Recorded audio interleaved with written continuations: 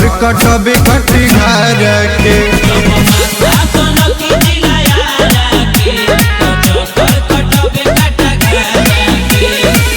बुझो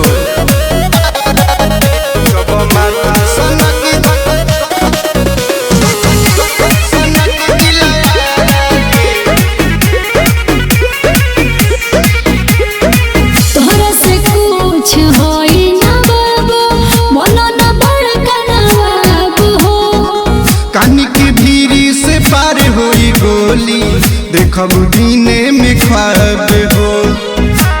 सही सही जान लो पहले सुनो तोहरे से कुछ होई ना बाबू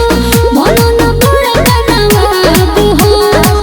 कानी के भीरी से पार होई गोली देखब दीने में ख्वाब हो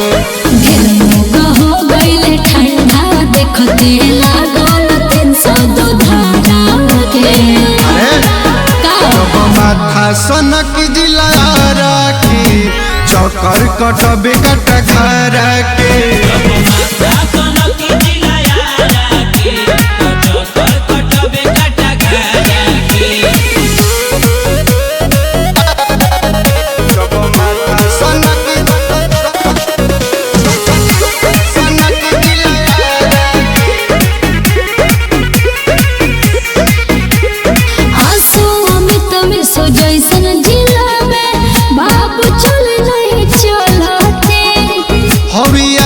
बचपन से बिगड़ल सोझन करके गलती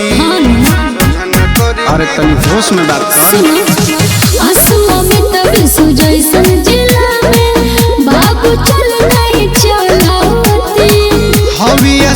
बचपन से बिगड़ल सोझन करके गलती कुछ न बुझे लिखो से सुनो ऐसा नंगदारी सारा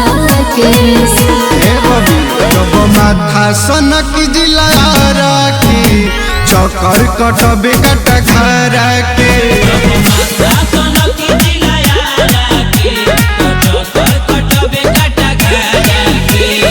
ठीक से पहचान लो आरा से बिलोंग कर ले बब्बी।